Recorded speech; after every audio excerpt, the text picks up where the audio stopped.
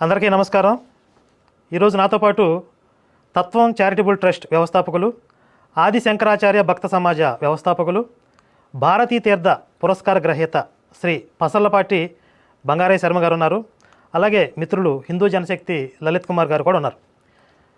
అంశం ఏంటి అని అంటే, ఇటీవల కాలంలో గోవిందానంద సరస్వతి అనే ఒక ఆయన శృంగేరి జగద్గురువుల మీద అనుచిత వ్యాఖ్యలు చేస్తూ కొన్ని నిందారోపణలు చేస్తున్నట్లుగా మీరు అందరూ చూస్తూ ఉన్నారు. సహజంగా ఇవే ఆరోపణలు కానీ ఇలాంటి మాటలు కానీ ఇంకెవరైనా మాట్లాడి ఉంటే నేను లలిత్ కుమార్ గారు మేమిద్దరం ఎడాపెడా చాకరీ పెట్టేసేవాళ్ళం. కానీ ఆయన ఒక సన్యాస ధర్మంలో ఉన్నారు కాబట్టి, కాషాయాన్ని ధరించారు కాబట్టి, ఆయన మాట్లాడిన మాటలకి శాస్త్రపరంగా వివరణ ఏంటి, ఖండన ఏమిటి అనేది తెలుసుకోవడానికి ఈరోజు మనం బంగారయ్య శర్మ గారిని మన స్టూడియోకి ఆహ్వానించడం జరిగింది. అయితే ఆయన ఆరోపణలకి సమాధానాల్లోకి వెళ్లే ముందే గోవిందానంద సరస్వతి ఆయన చేసిన వ్యాఖ్యల్ని నిర్ద్వందంగా మేము ఖండించడం జరుగుతుంది. ఎందుకంటే శృంగేరి జగద్గురువుల మీద అలాంటి భాష కానీ అలాంటి పదాలు కానీ వాడటాన్ని, ఆ విధంగా మాట్లాడడాన్ని హిందూ సమాజం హర్షించదు. ఓ హిందూ సంస్థలుగా మేము దీన్ని తీవ్రంగా వ్యతిరేకిస్తున్నాం, ఖండిస్తున్నాం. ఇదే విషయం మీద లలిత్ కుమార్ గారు కూడా ఆయన అభిప్రాయం చెప్తారు. అందరికీ నమస్కారం అండి. స్వామివారికి నమస్కారం తెలియజేసుకుంటున్నాను. ముందుగా హిందూ బంధువులందరికీ క్లియర్గా చెప్తున్న విషయం ఏంటంటే, ఆమ్నాయ పీఠాలకి సంబంధించిన జగద్గురు శంకరాచార్యుల వారి పట్ల, అదేవిధంగా పీఠాల పట్ల గోవిందానంద సరస్వతి స్వామివారు ఏదైతే మాట్లాడారో ఆ మాటలన్నిటిని కూడా నిర్ద్వందంగా ఖండిస్తూ ఉన్నాము, తీవ్రంగా ఖండిస్తున్నాం. కారణం ఏంటి అంటే, ఈ పీఠాల యొక్క పరంపర ఇప్పుడు మొదలైంది కాదు. ఒక రకంగా చెప్పాలంటే సనాతన ధర్మం ఈ స్థాయి వరకు ఇక్కడ నిలబడి ఉంది అంటే శంకర పీఠాల యొక్క పాత్రని ఎవ్వరు కూడా తక్కువ చేయలేరు, ఎవరు కూడా మర్చిపోవటానికి వీల్లేదు. అటువంటి పీఠాల యొక్క ఔచిత్యానికి, పీఠాధిపతుల యొక్క ఔన్నత్యానికి భంగం కలిగేలాగా ఎవ్వరు మాట్లాడినా సరే దాన్ని ఖండిస్తాం. అయితే ఇక్కడ మాట్లాడింది కూడా ఒక యతి కాబట్టి కాస్త స్థిమితంగా, కాస్త బ్యాలెన్స్డ్గా మాట్లాడటం జరుగుతుంది. ఇదే మాటలు సామాన్యులు కానీ లేకపోతే అన్య మతస్థులు కానీ ఎవరైనా మాట్లాడితే మాత్రం హిందూ సంస్థల నుంచి వచ్చే వ్యతిరేకత మరింత తీవ్రంగా ఉంటుందని ముందే హెచ్చరిక చేస్తూ ఉన్నాం. అండ్ స్వాములు కూడా, ఇట్లాంటి వ్యక్తులు ఎవరైతే ఉన్నారో వాళ్ళు కూడా భవిష్యత్తులో మరోసారి ఇటువంటి భాష వాడకపోతే, ఇటువంటి వ్యవహారాన్ని మార్చుకుంటే మంచిదని చెప్పేసి వాళ్ళకు కూడా హెచ్చరిక చేస్తూ ఉన్నాం. శర్మ గారు నమస్కారం. నమస్తే అండి. ముందుగా అందరికీ ఉన్న సందేహం ఏంటంటే, అసలు ఈ గోవిందానంద సరస్వతి అని ఆయన ఎందుకు ఇలా జగద్గురువుల మీద మాట్లాడుతున్నారు? అంటే దీని వెనకాల ఓన్లీ ధర్మపరమైన కారణాలు కాకుండా వ్యక్తిగత కారణాలు ఏమైనా ఉన్నాయా అనే ఒక సందేహం. అంటే నాకు తెలిసి కొంచెం మతిభ్రమణము అని, చిత్త చాంచల్యము అని ఒకటి రావడం మనుషులకి సహజం. ఆయనకి ఎక్కడో చిత్త చాంచల్యమో మతిభ్రమణం ఏదో అయిందేమో అని అనుమానం. లేకపోతే ఆయన అక్కడ ఉండి తిన్నవాడే, 4 ఏళ్ళు అక్కడ చదువుకున్నవాడే, పీఠ ఔచిత్యం ఏంటో తెలిసినవాడే. పోనీ ఇవాళ్లే కొత్తగా ఈ ఆరోపణ చేస్తున్నాడా? అంతకుముందు పీఠంతో అలాగే ఉన్నాడా అంటే అలా లేడే. చాలా విభిన్నంగా ఉన్నటువంటి వాడు. ఇప్పుడు విజయయాత్రకి స్వామివారి ఇక్కడికి రావడంతో డూప్లికేట్ అనేదో పదం వాడాడు ఆయన. 2018లో కూడా విధుశేఖర భారతి మహాస్వామి చరణులు తెలుగునాట సంచారం చేశారు ఈ 2 రాష్ట్రాల్లో. ఆయన చేసినప్పుడు విజయవాడలో క్యాంప్ ఉంది అంటే నేను వెళ్ళా 2018లో.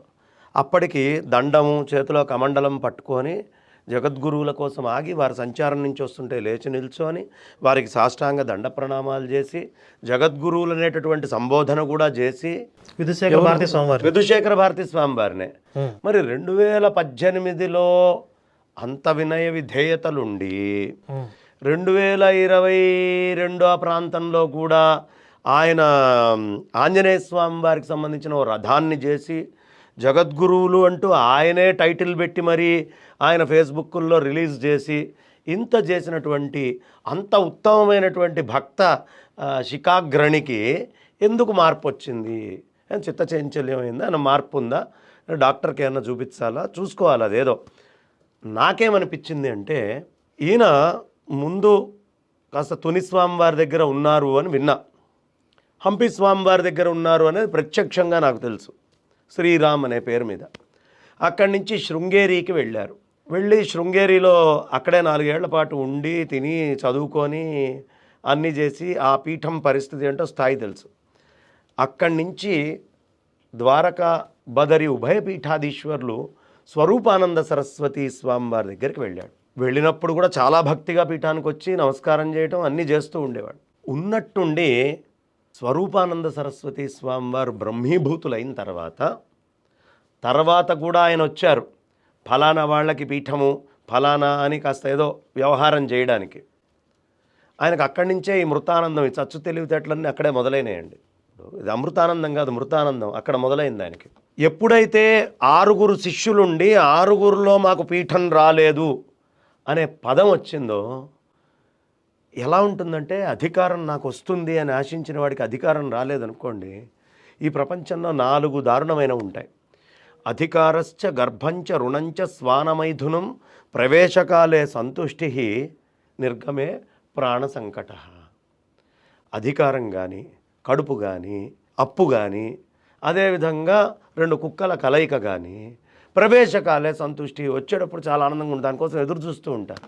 నిర్గమే, అది రాదు మనకి అనిపించినప్పుడు ప్రాణ సంకటంగా ఉంటుంది. పిల్లవాడు బయటికి రావాలన్నా, అప్పు తీర్చాలన్నా, అధికారం వదిలిపెట్టాలన్నా, స్వానమైథునం అయ్యాక అవి విడి కావాలన్నా. కాబట్టి వస్తుంది అనుకున్నటువంటి అధికారం, ఆ అధికారం యొక్క స్థాయిని దగ్గర ఉండి చూసినటువంటి వ్యక్తికి ఆ అధికారం నాకు సంబంధించిన వాళ్ళకో ఈ 6లో రాలేదే అని అక్కసు ఉంటుంది కదండి, బాధ ఉంటుంది కదా. ఆయన ఆల్రెడీ కోర్టులకు వెళ్ళి కేసులు వేసుకున్న దాని మీదే కదా, ఆ బాధ మాట్లాడిస్తుందన్నమాట. ఓకే, మనకి భగవద్గీతలో చెప్తారు, ధ్యాయతే విషయాన్ పుంసః సంగస్తే షూపజాయతే సంగాత్ సంజాయతే కామం కామాత్ క్రోధోభిజాయతే క్రోధాత్ భవతి సమ్మోహః సమ్మోహాత్ స్మృతిభ్రంశో స్మృతిభ్రంశాత్ బుద్ధినాశః బుద్ధినాశాత్ ప్రణశ్యతి. ఈ మొత్తం సిస్టమ్ ఆర్డర్ అంతా కూడా స్వచ్ఛందంగా మనకి గోవిందానంద అనే ఆయన జీవితంలో కనిపిస్తుంది. విషయం ఏమిటి? అధికారం. ప్రణశ్యతి, నాశనం దాకా వచ్చింది. భగవద్గీత చదవక వచ్చినటువంటి చిత్తచాంచల్యం వల్ల మాట్లాడుతున్నటువంటి మాటలు ఇవి. కానీ స్వామివారు ఇప్పుడు మీరేమో ఇట్లా చెప్తున్నారు ఆయనకి చిత్త చాంచల్యం అని. ఆయన మాట్లాడే మాటలు ప్రజల్లోకి ఏ విధంగా ఉన్నాయి అంటే, సగటు వ్యక్తులుగా సమాజం నుంచి చూస్తున్న మాకెట్లా ఉందంటే, ఆయన ఏదో ప్రమాణాల గురించి మాట్లాడుతున్నారు. మరీ ముఖ్యంగా శంకరాచార్యుల వారి విరచితమైన మఠాన్యాయ మహానుశాసనం అనేది ఏదైతే ఉందో దానికి విరుద్ధంగా ఇప్పుడు మఠం నడుస్తోంది, లేదా మఠం కార్యక్రమాలు నడుస్తున్నాయి అని చెప్పేసి వారు అంటున్నారు. అంటే ప్రజలందరికీ ఎట్లా ఉందంటే, ఓకే ఈయన శంకరాచార్యుల వారి ప్రకారం ఈయన మాట్లాడుతున్నారు, వాళ్ళు శంకర సంప్రదాయానికి విరుద్ధంగా ఉన్నారు అనేది వెళ్ళిపోయింది. ఇప్పుడు మీకు ఒక చిన్న విషయం చెప్తాను. స్వామివారు పూర్ణంగా తపస్సులోకి వెళ్ళాలి అనుకున్నారు భారతీ తీర్థ స్వామివారు.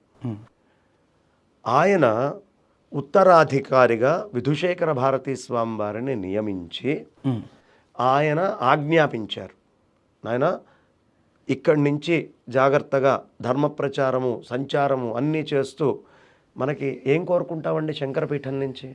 ధర్మం ప్రచారం అవడైనా అంతకంటే విభిన్నంగా అన్న కోరుకుంటాం, ఇంకేముంటుంది? ఏమి కోరుకోం కదా. శంకరాచార్యులు వారు చేసిన పని ఏమిటండి? శంకరాచార్యులు వారు సురేశ్వరాచార్యుల వారిని, పద్మపాదాచార్యుల వారిని, హస్తామలకుల వారిని, తోటకాచార్యుల వారిని నలుగురిని 4 పీఠాల మీద పెట్టారు. ఈ నలుగురిని పీఠం మీద తీసుకొచ్చిన మొదటి పీఠాధిపతి ఎవరు అంటే ఆదిశంకరులు ఆయన నియమించిన సురేశ్వరాచార్యులు వారు. నియమించినటువంటి వాళ్ళు, శంకరులు జగద్గురువు కదా, ఇప్పుడు శంకరులే నియమించిన ఆ పీఠం మీద ఉన్న సురేశ్వరాచార్యులు వారు, శంకరాచార్యులు వారు బ్రహ్మీభూతులు అయ్యాక జగద్గురువులు అయ్యారా, నియమించిన క్షణం నుంచి జగద్గురువులు అయ్యారా? నియమించిన క్షణం నుంచి అంతే కదా. భారతీ తీర్థస్వామి వారే మేము నియమిస్తున్నాము అని చెప్పినప్పుడు భక్తులైనటువంటి మనమందరం ఏం చూస్తాం? శంకరాచార్యులు వారు శాసనం చేశారా? అస్మత్పీఠే మహాన్ శాసనంలోనే కదా, మఠాన్ శాసనంలో అస్మత్పీఠే సమారూఢాం పరివ్రాడ్ ఉక్త లక్షణ అహమే వేత్తి విజ్ఞేయ అన్నారా లేదా? ఆ పీఠం మీద ఎవరున్నారో నేనే అనుకోండి అన్నారు. ఆనాడు శంకరులు ఎలా సురేశ్వరాచార్యుల వారిని సుప్రతిష్ఠితం చేశారో పీఠానికి ఆయన ఉండగానే, అలాగే భారతీ తీర్థస్వామి వారు ఉత్తరాధికారిగా విధుశేఖర భారతీ స్వామి చరణులని పీఠాధిపత్యం ఇచ్చి ధర్మ ప్రచారం చేయమన్నారు. సంచారం చెయ్యాలా వద్దా? వారిప్పుడు వయస్సులో పెద్దవారై తపస్సు అనుష్ఠానంతో శృంగేరి దాటి నేను బయటికి వెళ్ళను అని నియమం తీసుకున్నారు. ఆ నియమము ధర్మానికి అడ్డం కావాలా, కాకుండా ఉండాలా? కాకుండా ఉండాలి అంటే ఉత్తరాధికారిని పెట్టి ఉత్తరాధికారితో ధర్మ ప్రచారం చేయిస్తున్నారు. ఈ ధర్మ ప్రచారం చేయడానికి వీలు లేదు అంటంలో హేతుకమైందా, అహేతుకమైనటువంటి పరిస్థితి ఉందా? అంటే ఆయన అనేది ఏంటంటే, ధర్మ ప్రచారం చేయకూడదు అనే అర్థంలో కాకుండా విధుశేఖర భారతీ స్వామి వారిని జగద్గురు అనే పేరుతో నేను సంబోధించారు. దానికేగా సమాధానం చెప్పింది. శంకరాచార్యుల వారు ఉండగా సురేశ్వరాచార్యుల వారు పీఠం ఎక్కి జగద్గురు అయ్యారా కాలేదా? స్వామివారు ఇప్పుడు విధుశేఖర భారతీ స్వామివారు ఇదే మొదటిసారి విజయయాత్ర చేయటం గతంలో చేస్తున్నారు. 2018లో చేశారు. మొత్తం చెన్నై వెళ్ళారు, బాంబే, పూణే వెళ్ళారు, అట్లాగే కాశ్మీర్లో వెళ్ళి. అప్పుడెప్పుడు లేవని అభ్యంతరాలు ఇప్పుడు ఎందుకు వస్తున్నాయండి? చెప్తున్నానుగా, మనకి రావాలి అనుకున్నది దక్కనప్పుడు మన లోపల నుంచి ఈర్ష్య, అసూయ, ద్వేషము అంతకాడికి ఆయన సన్యాసం ఎందుకు తీసుకోవడం? ఇప్పుడు 2018లో భారతీ స్వామి వారు అదే విధుశేఖర భారతీ స్వామి వారు వచ్చినప్పుడు ఈయన కూడా స్వాగతించారు. వెళ్ళి అక్కడ ప్రతి క్యాంపులో కూర్చొని జగద్గురు అని సంబోధన కూడా చేశారు. జగద్గురు అనే సంబోధన ఆయన లిఖితపూర్వకంగా. ఆయన హనుమంతుడిది వెళ్లాల్సి వచ్చినప్పుడు కూడా మనకి ఏదైనా ఫలం కావాలని ఆశించి అది రానప్పుడే కదా మనలో ఉండే అక్కసులు. అది సన్యాసుల లక్షణం కాదు. సన్యాసులు ఎప్పుడూ ఒకటేలాగా వైరాగ్యంతో ఉంటారు. ఈయన అది కాకుండా ఆశించింది దక్కలేదే అనే మతిభ్రమణంలో ఉన్నాడు. ఇప్పుడు ఈయన బదరీ పీఠానికి పీఠాధిపత్యం వస్తుందని ఆశించారా? అదే అనిపిస్తోంది కదా మనకి. అప్పటిదాకా జగద్గురు అని పిలిచి ఆ తర్వాత నుంచే కదా మార్పు వచ్చింది. ఎప్పుడు వచ్చింది మార్పు? మార్పు వచ్చాక ఇప్పుడు గోవిందానంద సరస్వతి ఏమన్నాడు? ఆయన అవిముక్తేశ్వరానంద పనికిరాడు అన్నాడు. అవిముక్తేశ్వరానందతోటి కలిసి సహపంక్తి భోజనాలు చేసి అవిముక్తేశ్వరానందతో కలిసి అవిముక్తేశ్వరానందకి దండి సన్యాసం చక్కగా ఆయన నమస్కారం చేస్తున్నట్టు కూడా వీడియోలు ఉన్నాయి.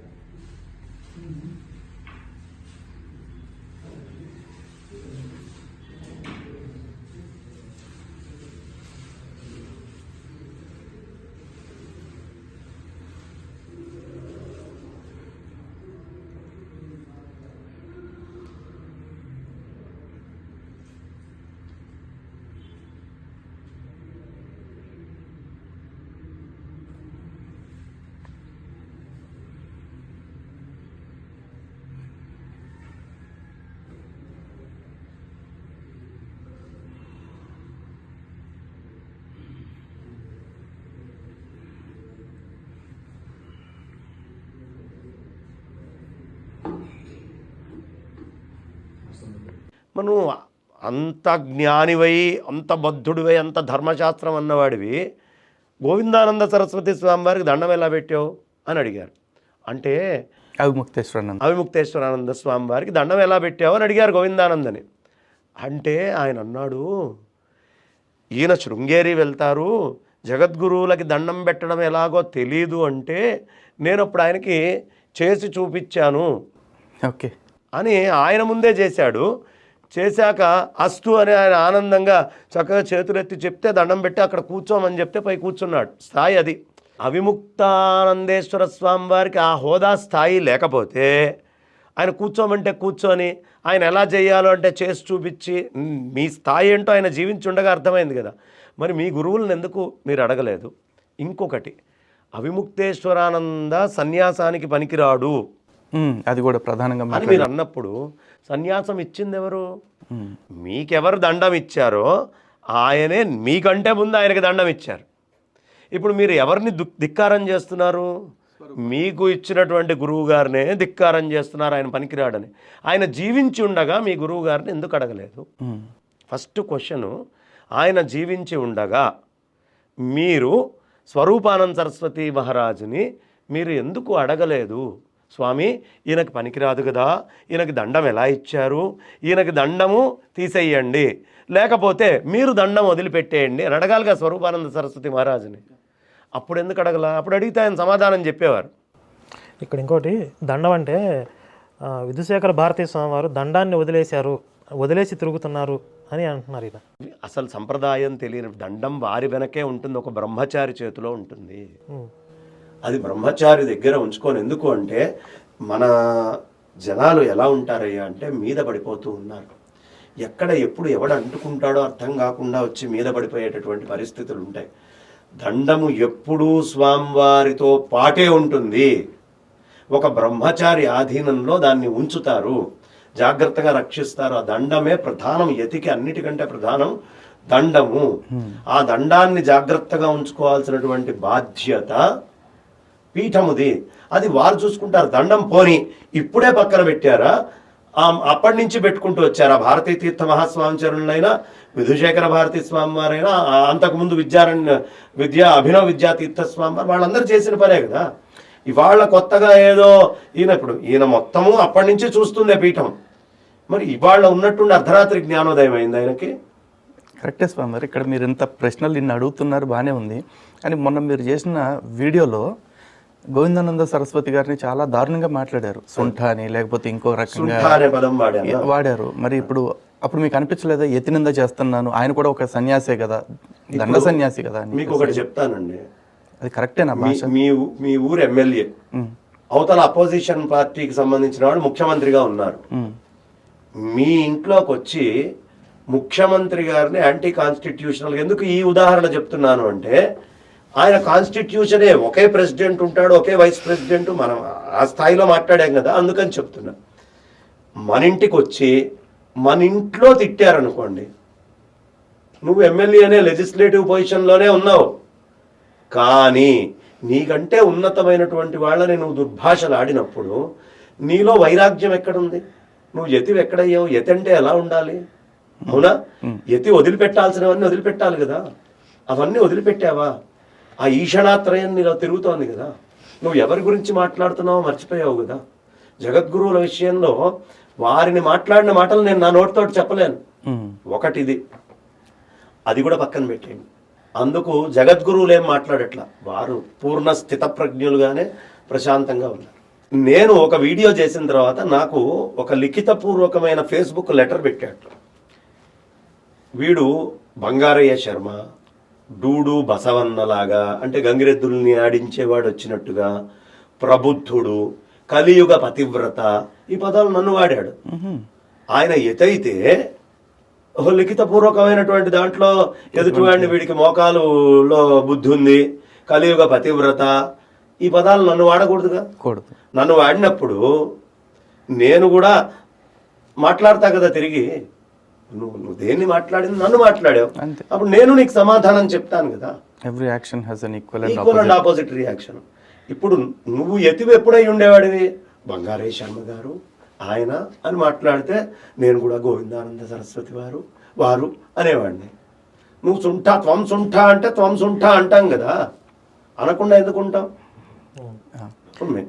ఒకటి నన్నన్నాడనేది ఒకటి, నాకు పర్సనల్గా చెప్పుకోవడానికి.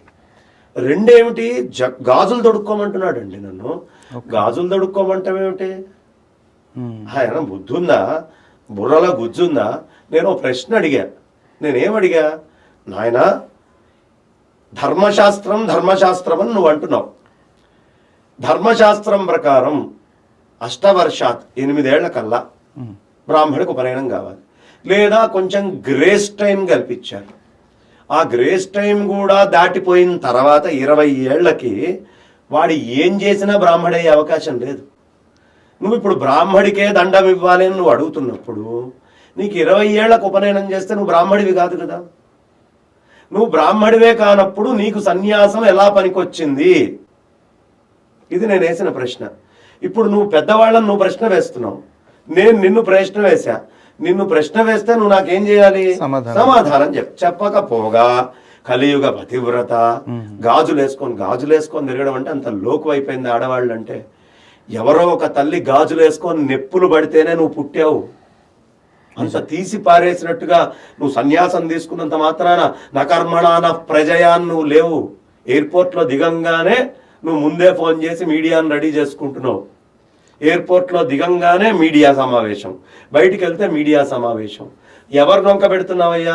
ఏ జగద్గురువులు వస్తే వందలు వేలల్లో జనాలు వచ్చి నమస్కారం చేసుకుంటున్నారో ఆ జగద్గురువుల గురించి నువ్వు వెళ్ళి ప్రెస్ కాన్ఫరెన్స్ పెడితే నీ పక్కన కనిపించడానికి ఒక మనిషి లేడు. లింగుని నెట్టుకుంటూ ఊపుకుంటూ తిరుగుతున్నావు. ఇంకా ఎందుకన్నాను అంటే, నేను ఒక సామాన్య సన్యాసిని అన్నాడు. మరి ఆయనకి పోలీస్ సెక్యూరిటీ ఎందుకండి? ఇతికి శంకరాచార్యుల వారిని నాయన అంటే నాకు దేహాభిమానం లేదయ్యా కానీ అని కూర్చున్నారు. ఈయన సామాన్య యతి కదా, ఎందుకంత సెక్యూరిటీ ఎందుకు పెట్టుకున్నారు? పోలీసులు గన్మెన్లు అవసరం ఆయనకి? ఏ అధికార హోదాతో ఏ బలంతో నువ్వు పెట్టుకున్నావు అది చెప్పు నాకు. అంటే నీకు దేహాభిమానం చాలా ఉంది. దేహాభిమానం ఉన్న వాళ్ళని సుంఠ అనకపోతే ఏమంటా? ఇంతకంటే పెద్ద పాయింట్ చెప్తా. ఆయన ఏమన్నాడు? మఠానుశాసనం ప్రకారము పండితులు ఈ పీఠంలో ఉండేటువంటి జగద్గురువుల విషయం మాట్లాడచ్చు అన్నారు. నువ్వు పండితుడివా? కాదు కదా, నువ్వు సన్యాసం తీసుకున్నావు కదా. పోనీ సన్యాసం తీసుకున్నా పండితుడివి అంటే మాకు నువ్వు పండితుడివి అని తెలియాలిగా. మేము శృంగేరి పీఠాన్ని బహిష్కరిస్తున్నాం అన్నావు కదా. అది ఎవరు చేయాలి? పండితులు చేయాలి అని నువ్వు అన్నావు. నువ్వు పండితుడివి అయితే నువ్వు ఒక 4గురిని తీసుకొచ్చి శాస్త్ర చర్చ చెయ్యి. నేను చెప్పిన పండితులతో కూర్చొని కొన్ని అంశాల్లో శాస్త్ర చర్చ చేసి అప్పుడు నువ్వు పండితుడివి అని రుజువు చేసుకో. సుంటవి నువ్వు మాట్లాడేదేంటి? బహిష్కరిస్తున్నా అనకూడదు కదా. భారతీ తీర్థ స్వామి వారిని రాజమండ్రి రండి కూర్చుందాం చర్చకంటున్నాను. నీ బతికెంత, నీ స్థాయి ఎంత? ఇప్పుడు అన్నవాడికి ఓ బతుకు, ఓ స్థాయి, ఓ స్టాండర్డ్ ఉండాలి కదా. భారతీ తీర్థ స్వామి వారు శృంగేరి వదిలిపెట్టి రారు అని ప్రపంచం అంతా తెలుసు. అవును, ఆయన రాడు అని ధైర్యంతో ఇక్కడ కూర్చొని నువ్వు ఎన్ని మాటలైనా మాట్లాడతావు.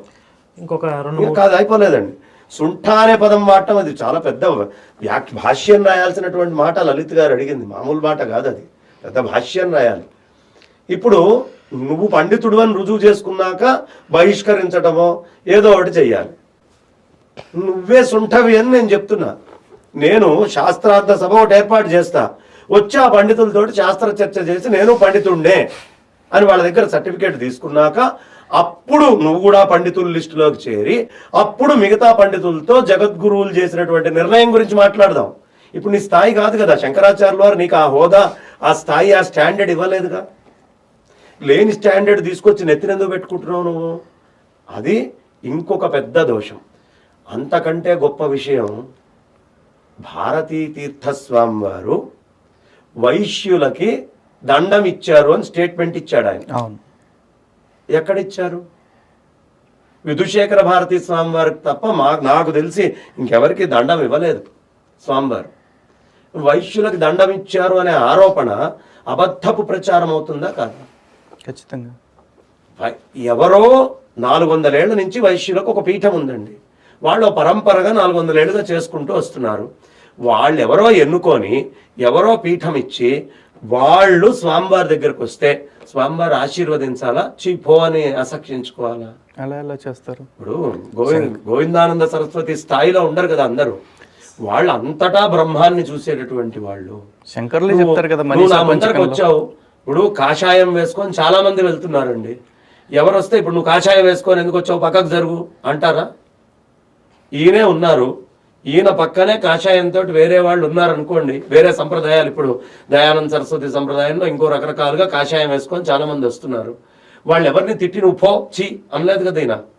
శంకర సంప్రదాయంలో మనీషా పంచకంలో శంకర్లే రాశారు కదా, చండాలోస్తు ద్విజోస్తు గురురిత్యేషా మనీషా మమ. కాబట్టి అనేకమైనటువంటి అంశాలు. ఇప్పుడు స్వామివారు ఇవ్వాల, ఎవరో వచ్చారు, వచ్చి ఆశీర్వచనం కావాలా నాయన, తీసుకో, ఆశీర్వదిస్తున్నాం, వెళ్ళు, నీకేం కావాలో తీసుకో.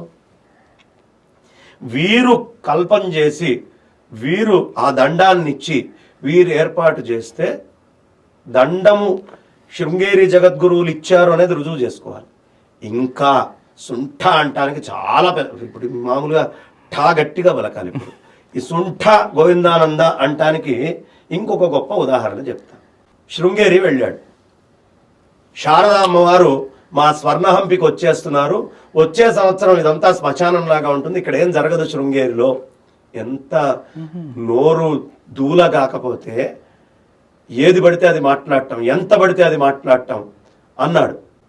అన్న తర్వాత జరగదు అన్నప్పుడు నువ్వు నిజంగా గొప్ప తపస్సు మహిమ ఉన్న సన్యాసి అయితే మేము భయపడ్డాము, అంత మాట అనేసాడు స్వామివారు, ఈయన మహానుభావుడు అనుకున్నా.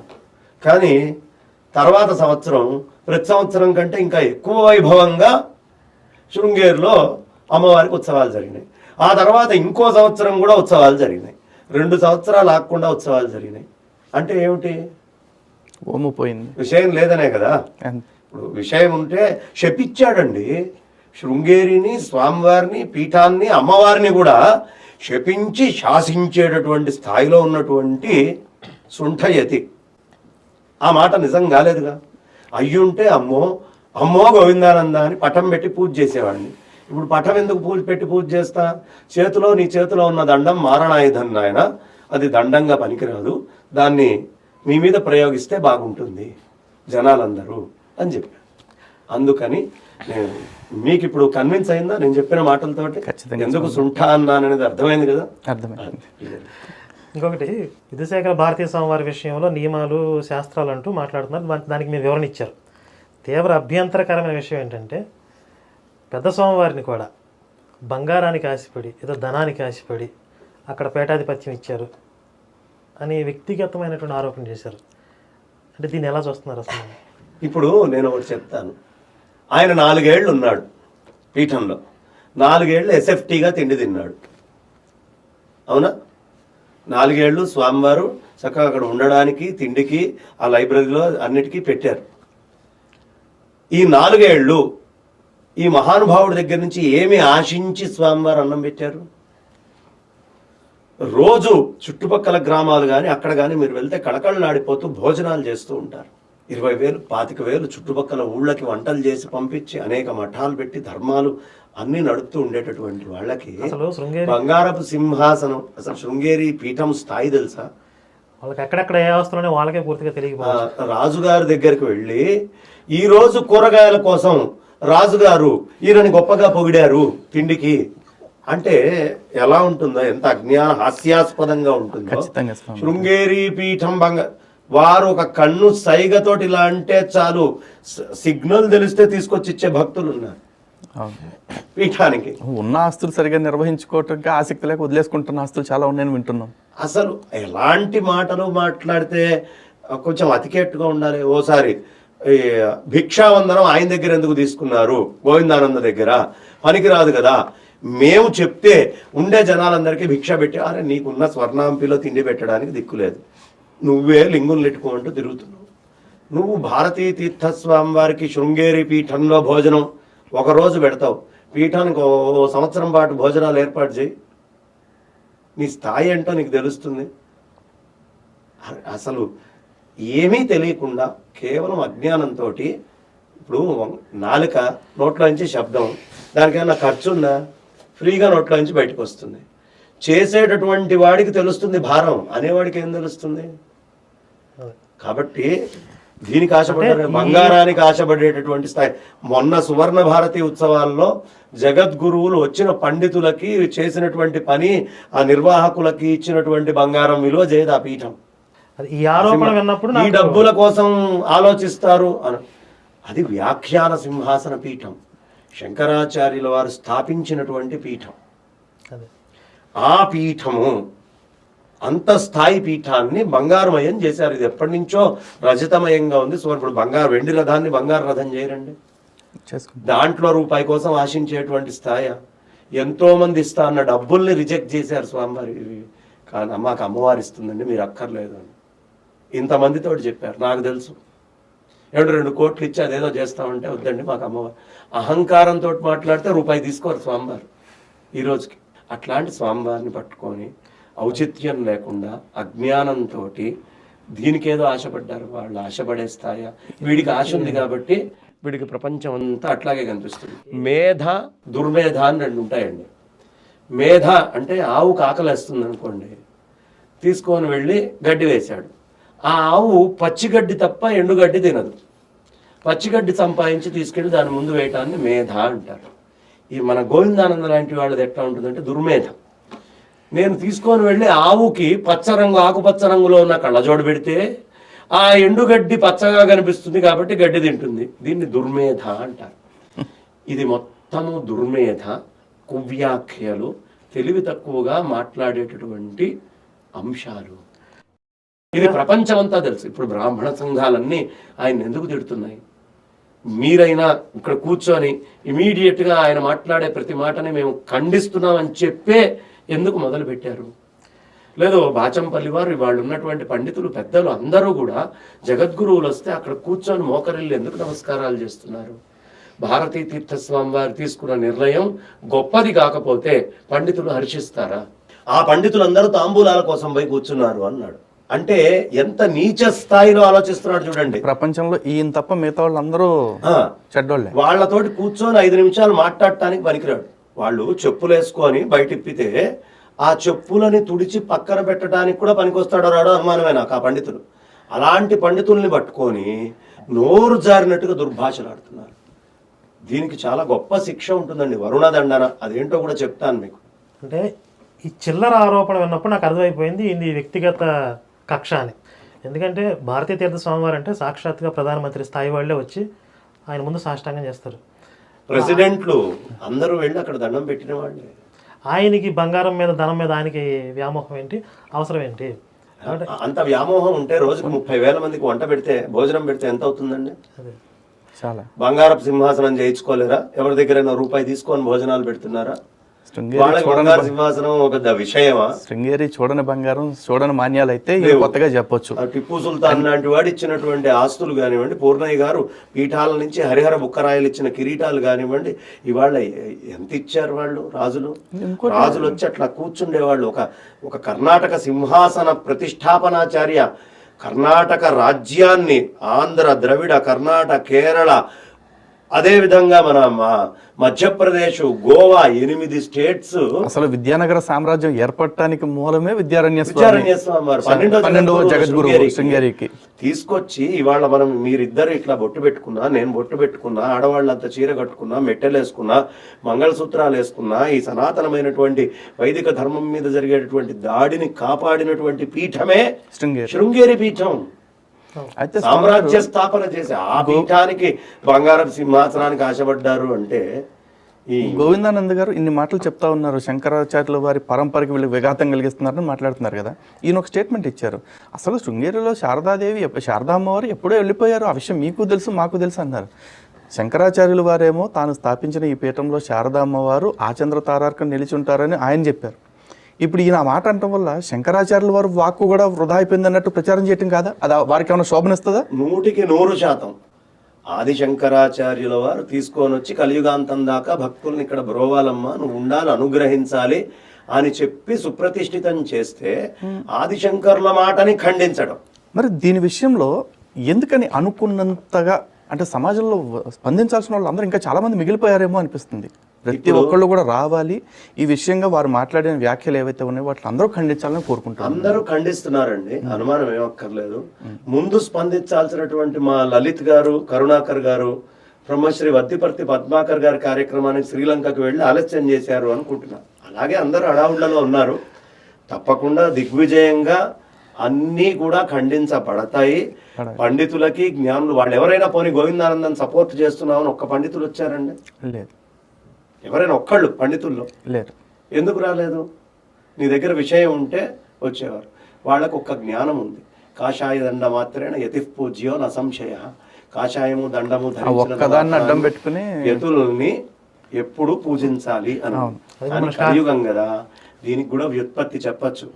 కాషాయ దండ మాత్రేణ యతి పూజ్యో న సంశయ. అనుమానాస్పదంగా ఉన్నారయ్యా.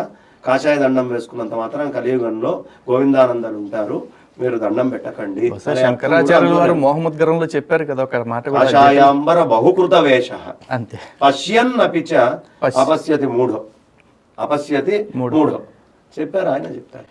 జగద్గురువుల గురించి ఈయన మాట్లాడిన ఒక వీడియో ఆ మధ్య అయోధ్య రామ మందిరానికి సంబంధించి చిన్న వీడియో ప్లే చేస్తాను ఒకసారి. రాజు ఎవరైనా సరే శంకరాచార్యులు గురువులకు గురువు వాళ్ళు. అలాంటి చక్రాధిపత్యంగా అనేటువంటి శంకరాచార్యుల వారికి వెళ్ళి ఎవరు మోడీ వెళ్ళి ఇన్విటేషన్ ఇచ్చి అయ్యా మీరు రండి, అది గవర్నమెంట్కి సంబంధం లేదు, రామ జన్మభూమి తీర్థక్షేత్ర ట్రస్ట్ పదాధికారులు ఏమయ్యారు? ఎందుకు పోయి శంకరాచార్యులు వాళ్ళే లేదా? ఇప్పుడు ఆయన వీడియోలో జగద్గురు పీఠానికి సంబంధించి శంకరాచార్యుల వారు అంటే గురువులకే గురువు, వారు ఏం చెప్తే అది శాసనం, ప్రభుత్వాధినేతలైనా ప్రధానమంత్రి అయినా సరే దాన్ని పాటించే తెరవలసిందని చెప్తున్నారు. కానీ ఆ నియమం ఈయనకే వర్తించదా అని ఇప్పుడు నా ప్రశ్న. ఎలా ఉంటుందంటే, నాది కానంత దాకా ఢిల్లీ దాకా దేకమంటాడు, కానీ దేక్కుంటూ పోతుండయా ఢిల్లీ దాకా. నాకు ఇబ్బంది వచ్చినప్పుడు మాత్రం ఆ రూల్స్ ఏవి పనికిరావు. సిస్టమ్ అంతే. అయ్యా 1000 కణతల పైన నేను ఆపరేషన్ చేశాను, కానీ డాక్టర్ నా కణతకు వచ్చినంత నొప్పి నేను ఎప్పుడు చూడలేదు అంటే ఎలా ఉంటుందో, ఈయనకు వచ్చేటప్పటికి నొప్పి తెలుస్తుంది. కానీ అక్కడ చెప్పిన మాటలో వాస్తవం ఉంది, అది నిజము. గోవిందానంద చెప్పింది, జగద్గురువుల్ని గౌరవించాల్సిందే, వెళ్ళాల్సిందే, గురువులకి గురువు వారు ఆ స్థాయి గౌరవం ఇవ్వాల్సిందే. తెలిసిన మూర్ఖుడు అని చెప్పాలి. ఇది విన్న తర్వాత తెలియని మూర్ఖుడు కాదు, తెలిసిన మూర్ఖుడు జగద్గురువులు నిర్ణయం తీసుకున్నప్పుడు దాన్ని గౌరవించడం చేత కాదు. ఇతను మాట్లాడింది ఒక స్టేట్మెంట్ చెప్తానండి మీకు.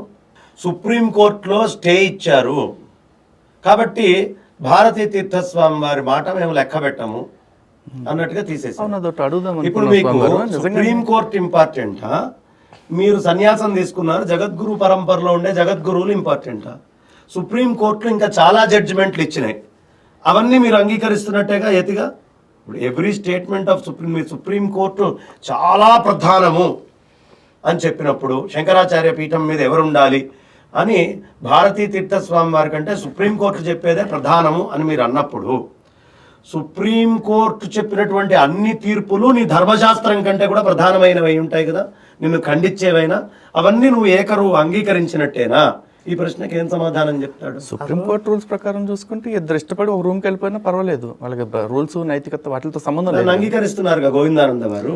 ఆ లెక్కన హిందుత్వానికి సుప్రీంకోర్టు ఏది చెప్పినా అంగీకరించవచ్చు అంటే ధర్మంతో సంబంధం లేదు అన్నప్పుడు ధర్మం విషయం ఆచార్యులు చెప్పాలి. కాబట్టి సుప్రీంకోర్టు ప్రధానం మాకు. సుప్రీంకోర్టు లెజిస్లేచర్గా చాలా గొప్పది, మన రాజ్యాంగాన్ని మొత్తాన్ని ఇది చేసేటటువంటిది. అప్పుడు దానికైనా బద్ధుడై ఉండాలి. లేదా రాజ్యాంగం, నువ్వు సుప్రీంకోర్టు అని మాట్లాడితే దండం ఎవరికి ఇచ్చావు అని అడగడానికి నీకు హక్కు లేదు. నువ్వు సుప్రీంకోర్టు అని మాట్లాడకపోతే జగద్గురువులు ఏది చెప్తే అది వినాలి. ఉభయభ్రష్టుత్వం ఉపరి సన్యాసం, ఈయనను చూసే పుట్టినట్టుంది ఆ పదం. హిందుత్వానికి సంబంధించి మనకి జగద్గురు పీఠాలు సుప్రీంకోర్టు కదండి. జగద్గురు పీఠాల నిర్ణయంలో సుప్రీంకోర్టు జోక్యం చేసుకోవడానికి వాళ్ళకి అధికారం ఉంటుందా? అంటే రాజ్యాంగం వచ్చిన తర్వాత కొన్ని హక్కులు అధికారాలు వారికి చేరినాయి. ఆ అధికారానికి కాన్స్టిట్యూషన్కి లోబడే భారతదేశం అంతా ఉండాలి. కాబట్టి వాళ్ళు వచ్చినప్పుడు కేటగారికల్గా ఏ అంశాలు తీసుకొని మాట్లాడతారు అది మనం ధర్మంగా మాట్లాడితే లేదు అని చెప్పేసేయాలి, రాజ్యాంగంగా మాట్లాడితే ఉంది అని ఒప్పుకోవాలి. ఆర్టికల్ 26 ప్రకారం చూసుకుంటే మనకి మన ప్రార్థనా స్థలాలు కావచ్చు, మన మఠాలు మందిరాలు కావచ్చు, మనం స్వయంగా నిర్ణయించుకునే అధికారం మనకుంటుంది ఉంది. అలాగే మన పీఠాలకి ఇప్పుడు కరుణాకర్ గారు చెప్పినట్టు మన పీఠాలు ఆ పీఠం నిర్వహణ కాడికి వచ్చేపాటికి శంకరాచార్యులుగా అప్పుడు ఎవరున్నారో వారు ఏ నిర్ణయం తీసుకుంటే అదే ఫైనల్. దాన్ని ఆక్షేపించడానికి సుప్రీంకోర్టుకి ఏ విధంగా అధికారం ఉండాలి? ఎందుకంటే ఇప్పుడు ఆధ్యాత్మికత విషయానికి ఐపీసీకి సంబంధం లేదు. చెప్తాను వినండి. కోర్టులో వ్యాజ్యం ఎవరైనా వేసుకోవచ్చు. ఈ ఆర్టికల్ 26 చూపించి ప్రెస్టీజియస్ ఇన్స్టిట్యూషన్స్ ఏవేవైతే ఉన్నాయో అవి ఎప్పటిదాకా మనకి హెల్త్ కానీ 3 కండిషన్స్ ఉన్నాయి. Health, morality, health, public order, ఈ మూడింటిని డిస్టర్బ్ చేయవో అప్పటిదాకా పనికి వస్తుంది. ఈ 3 డిస్టర్బ్ కావట్లేదు అనేది అయితే రుజువు చేయాలి కదా లోపలికి వెళ్ళి. ఈయన అడుగుతున్న కండిషన్ లో అవిముక్తేశ్వరానంద వారి విషయంలో ఈ 3 ఎక్కడ కూడా డిస్టర్బ్ లేవు, కానీ కోర్టులో పెండింగ్ లో ఉంది కదా. ఈ 3 డిస్టర్బ్ కావట్లేదు అని రుజువు చేయాలి కదా. ఇప్పుడు అవిముక్తేశ్వరానంద గారి నియామకం మీద ఇప్పుడు స్టే కొనసాగుతుందా? మరి స్టే ఉంది ఇప్పుడు. సో ఇప్పుడు వారిని పీఠాధిపతి కింద పరిగణించాలా? జగద్గురువులు చెప్పారు కాబట్టి మనం పీఠాధిపతులని అంటాం. స్టేలో ఉంది, జగద్గురువులు చెప్పారు.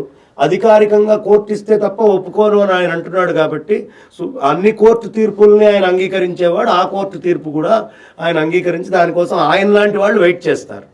కానీ మాలాంటి వాళ్ళకి జగద్గురువులు చెప్పారు అంటే మాకు శాసనమే. కోర్టు మీద గౌరవం లేదా? ఉంది. ఇప్పుడు జగద్గురువులుగా మా మనస్సులో ఉన్నారు.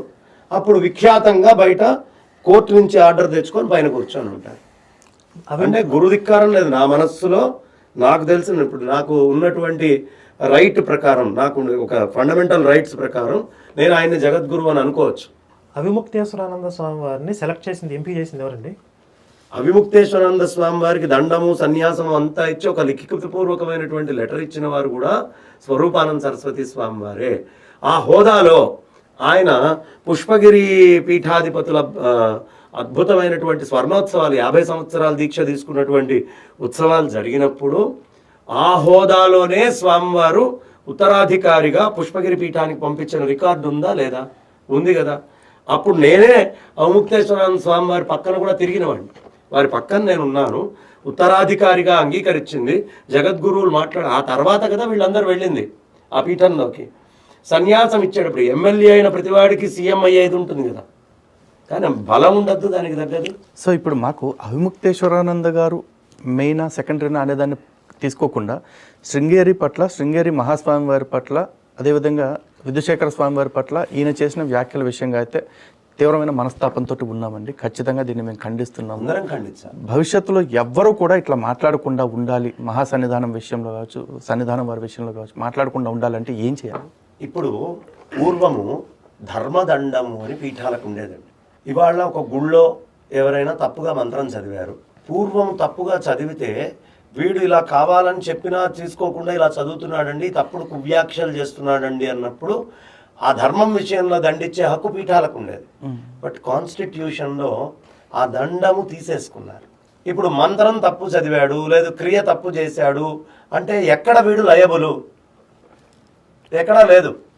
ఆ లయబిలిటీ అనేటటువంటిది మళ్ళీ పీఠాలకు ఇవ్వాలి. ఇస్తే ఇలాంటి వాళ్ళకు ఒక భయం ఉంటుంది. You are answerable. నువ్వు మాట్లాడాలి అంటే శృంగేరి పీఠం నుంచి పండితుడైన సర్టిఫికేట్ తెచ్చుకోవాలి. ఉందా నీకు?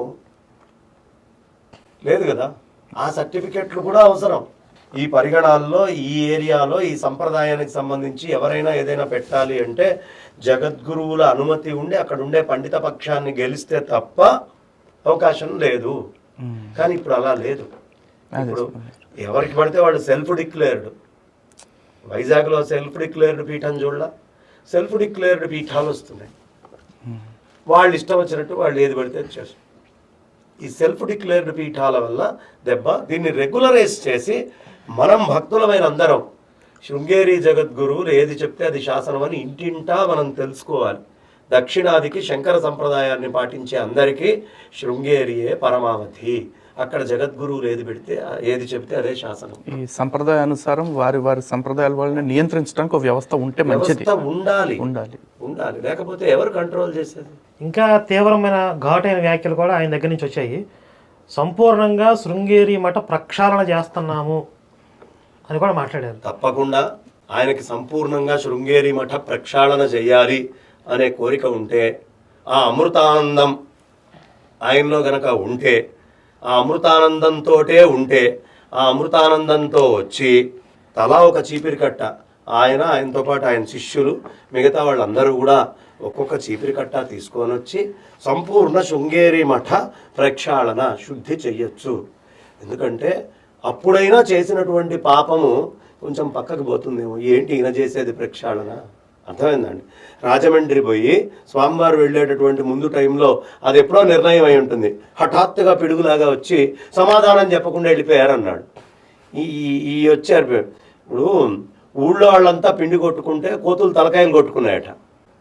అక్కడంతా జగద్గురువులు వచ్చారని ఆనంద సంబరాల్లో ఉంటే ఇక్కడ వచ్చి తలకాయ కొట్టుకొని కనీసం ఈయనలాంటి వాళ్ళు మాట్లాడిన మాటలు స్వామివారి దగ్గరికి చేరినో లేవు, అసలు చేరాల్సిన అవసరం కూడా లేదు. అదే అంటున్నా. చేరినా దానికి రెస్పాన్స్ ఇవ్వాల్సిన అవసరం కూడా లేదు. ఈయన స్థాయి ఎంత, ఈయనంత. ఈయన పండితుడు. ఒకటే చెప్తాను, ఈయన మాట్లాడిన మాటల్లో విధుశేఖర భారతీ స్వామిని ఖండిస్తున్నాం, ఇదే మాట అన్నాడండి. బుర్రా బుద్ధి ఉందా? అటెంప్టెడ్ మర్డర్ కేసు పెట్టాలి ఆయన మీద. విధుశేఖర భారతీ స్వామిని ఖండించడం ఏమిటి? విధుశేఖర భారతీ స్వామి వారి మాటల్ని ఖండిస్తున్నాం, వారి యొక్క చేతల్లో పనులను ఖండిస్తున్నాం అనాలి. అంత మేధావి. విధుశేఖర భారతీ స్వామిని ఖండిస్తున్నాం, అది అటెంప్టెడ్ మర్డర్ కేసు అవుతుంది. అన్ని తెలివితేటలు ఉన్నవాడు మాట్లాడుతున్నాడు. కాకపోతే ఈయన మొదట్లో అవైదిక సంప్రదాయబద్ధంగా కొన్ని నడుస్తున్నాయి, కొన్ని వాటి మీద కొంచెం గట్టిగా ఆయన మాట్లాడినప్పుడు మీరు అదే టీవీ ఛానల్లోకి వెళ్తే నేను మాట్లాడా, మీరు మాట్లాడారు, ఆయన మాట్లాడి ఎవరు మాట్లాడారు? స్వరూపానంద సరస్వతి స్వామి వారు ఏదైతే లేవనెత్తారో సాయిబాబా విషయంగా, దాని విషయంగా ఈయన కూడా చాలా ఫైట్ చేశారు. అనుమానమే ఉంది. ప్రబోధానంద విషయంలో రమణానంద అప్పుడు నన్ను కూడా పిలిచారు, నేను వెళ్ళాను. నేనేం చెప్పాను అప్పుడు? అయ్యా, రాముడి యొక్క పాదాల దగ్గర, కృష్ణుడి దగ్గర పాదాల దగ్గర విగ్రహాలు పెట్టడం మంచిది కాదు. శివలింగాలు పెట్టడం, సాయిబాబా పాదాల దగ్గర రాముడి విగ్రహాలు, అట్లాగే గణపతి విగ్రహాలు, శివుడి లింగాలు, సాలగ్రామాలు ఇవన్నీ పెట్టడం ఏ సంప్రదాయ పీఠాధిపతి అయినా ఒప్పుకుంటారండి? ఎవరు ఒప్పుకోరు కదా. అది చేయకూడదు. 2, సాయిబాబాకి మడి, మైల ఇట్లాంటి ఆచారాలు ఏమీ లేవు. కానీ మనం శాస్త్రీయంగా చేసేటువంటి యంత్ర ప్రతిష్టల దగ్గర ఈ మడి, సంప్రదాయము, పద్ధతి, జాగ్రత్తలు ఉంటాయి. మీరు అక్కడికి తీసుకెళ్ళి పెట్టారనుకోండి, ఇప్పుడు ఎవడో బిర్యానీ వండుకొని తీసుకొస్తారు, ఆ బిర్యానీలో ఉల్లిపాయలు అన్నీ ఉంటాయి. బాబాకు ఉల్లిపాయలు అంటే చాలా ఇష్టం అండి అని చెప్పి బాబాకి నైవేద్యం పెడుతూ పక్కన ఉన్న రాముడికి కూడా చూపిస్తారా? చూపిస్తారు ఖచ్చితంగా. అప్పుడు అది దోషమా కాదా? ఇప్పుడు ముట్టుతోటి ఉన్నటువంటి వాళ్ళు, మైలతోటి ఉన్న వాళ్ళు, ఇంట్లోకి రాకుండా వాళ్ళు, అశౌచం ఉన్న వాళ్ళు, ఏదో వచ్చిన వాళ్ళు, అంటే వారు చెప్పాలనుకుంది ఏమంటే స్వామివారు అప్పుడు అవైదిక పద్ధతులు ఏవైతే పీఠాధిపతి ద్వారకా పీఠాధిపతి ఖండించారో, ఉభయ పీఠాధిపతి, దాని విషయంలో ఆయన మాట్లాడిన ప్రతి వ్యాఖ్యని సమర్థిస్తున్నాం. దాన్ని సమర్థించాం కదా అని చెప్పేసి ఆయన మాట్లాడే ప్రతి మాటని సమర్థిస్తామా అంటే ఇట్లా వైదికమైన విషయంలో మాట్లాడదాన్ని ఖండిస్తాం. నేను వెళ్ళి చెప్పాను అంటున్నా. అంటే ఆ టైంలో మీరు సాయిబాబాకి పూజ చేసుకోవాలి అనుకుంటే ప్రత్యేకంగా సాయిబాబాకే మందిరం కట్టుకొని చేసుకోండి, ఆయన మీద భక్తి ఉంటే నాకేం సంబంధం లేదు. కానీ రాముడి విగ్రహాలు, కృష్ణుడి విగ్రహాలు, లింగాలు, గణపతి, ఈ ధర్మంలో సంబంధించినటువంటి యంత్రాలు ఈ టైపులో చేయకండి. అంటే ఈయన అది చేసుకునే వాళ్ళు, ఆ భక్తి ఉన్నవాళ్ళు, దాని పద్ధతి ఏముంటుందో నాకు తెలియదు. ఇప్పుడు రకరకాల సంప్రదాయాలు వాళ్ళు ఎవరికి తోచింది వాళ్ళు చేసుకుంటూ వెళ్తున్నారు. ఇవాళ మతం మారుతున్నటువంటి వాళ్ళు వీళ్ళందరూ ఒకసారి అందులోకి వెళ్ళాక నువ్వేం చేయాలని నువ్వు ఎలా చెప్పలేని పరిస్థితుల్లో ఉన్నావో, జిహ్వకో బుద్ధి అట్లా వస్తుంది. మనం చేయాల్సిన పని ఏమిటి?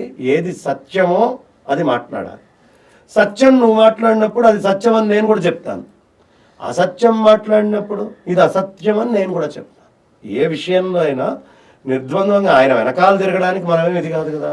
సత్యం ఏదో దాని వెనక ఉంటాం, ధర్మశాస్త్రం ఏదో దాని వెనక ఉంటాం, అది మాట్లాడతాం మనం అంతే. ఇప్పుడు ఆ టైంలో ఈయన ఏదైతే ఫైట్ చేశారో, గట్టిగా మాట్లాడారో, అప్పుడు కాస్త గుడ్ విల్ వచ్చింది ఈయనకి. ఆ గుడ్ విల్ని ఈ విధంగా దుర్వినియోగం చేస్తున్నారు జగద్గురువుల విషయంలో అని నాకు అనిపిస్తుంది. అప్పుడు గుడ్ విల్లు, ఇది గాడిద గుడ్ విల్లు. ఈ లేనటువంటి ఓ విల్లుని ఆయనే రాసుకొని వచ్చి చేస్తున్నటువంటి పాపిష్టి పని. అంటే మన అకౌంట్లో ఉన్న పుణ్యం అయిపోయేదాకా కొంచెం నడుస్తుంది. అంటే ఆ లెక్కలు ఉంటాయి కదా, ఆ లెక్కలు. ఆయనకి ఇప్పుడు వచ్చింది ఆ మృతానందం. ఇప్పటి వరకు గోవిందానంద సరస్వతి చేసినటువంటి వ్యాఖ్యల మీద, విమర్శల మీద శ్రీ బంగారే శర్మ గారు చెప్పినటువంటి వివరణ, సమాధానాలు విన్నాం. శృంగేరి పీఠానికి సంబంధించి ఆయన సమాధానం చెప్తూ ఇంకొన్ని ప్రశ్నలు కూడా గోవిందానంద సరస్వతి వారిని అడగడం జరిగింది.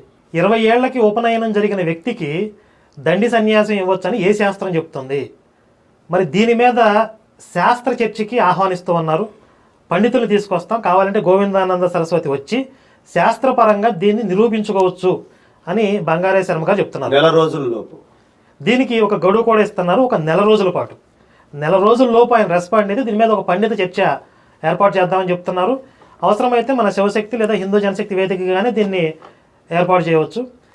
ఇక నా మాటగా చెప్పాలి అని అంటే, ఇప్పుడు ఇంతకుముందు చెప్పినట్లుగా గోవిందానంద సరస్వతి ఆయనకి ఏదైతే గుడ్ విల్ ఉందో ఆ గుడ్ విల్ వల్ల మేము కాస్త లిమిట్స్లో మాట్లాడడం జరిగింది. లేదంటే శృంగేరి జగద్గురువుల విషయంలో వారు మాట్లాడిన తీవ్రమైన అభ్యంతరకరమైన వ్యాఖ్యల విషయంలో మా రెస్పాన్స్ ఇలా ఉండదు. ఇప్పటికైనా ఆయన తన బాధ్యతలు, స్థాయి, పరిమితి తెలుసుకొని విచక్షణతో వ్యవహరిస్తే బాగుంటుంది. లేదంటే మేము కూడా మా లిమిట్స్ దాటాల్సి వస్తుంది అనే విషయాన్ని ఆయన గుర్తిస్తారని ఆశిస్తున్నాం. జై శ్రీరామ్, భారత్ మాతాకి జై. సో విన్నారు కదా మొత్తం కరుణాకర్ గారు చెప్పిన ఆ సవాల్ గురించి కూడా చూడండి జాగ్రత్తగా. అండ్ మోరోవర్ ఇప్పుడు అందరికీ చెప్పేది ఏంటంటే, గోవిందానంద సరస్వతి గారికి అలాంటి వాళ్ళందరికీ కూడా మళ్ళీ చెప్తున్నాం, సనాతన ధర్మానికి సంప్రదాయం ఒక కన్ను అయితే పీఠాలు మరో కన్ను. అటువంటి వాటి పట్ల, ఈ సంప్రదాయాల పట్ల ఎవరైనా సరే నోరు జారినా, ఆ పీఠాలని అధిష్ఠించి ఉన్న ఆచార్యులు వారు ఎవరైతే ఉంటారో వాళ్ళ విషయంలో ఎవరైనా నోరు జారినా కూడా మా నుంచి వచ్చే వ్యతిరేకత చాలా తీవ్రంగా ఉంటుంది. గోవిందానంద సరస్వతి గారి విషయంలో అది కాస్త తక్కువ ఉండటానికి కారణం వారు యతి రూపంలో ఉండటం మాత్రమే, కాషాయాన్ని ధరించున్నారు కాబట్టి. దయచేసి ఇది ప్రతి ఒక్కరికి వర్తిస్తుంది అని అనుకోవద్దు. ఇది మొదటి తప్పు కింద భావించి ఈ విధంగా మాట్లాడుతున్నాం. భవిష్యత్తులో ఎవరైనా సరే, ఏ పీఠాధిపతి గురించి అయినా సరే, మఠాధిపతి గురించి అయినా సరే ఈ విధంగా మాట్లాడితే మాత్రం మా చర్యలు చాలా తీవ్రంగా ఉంటాయి.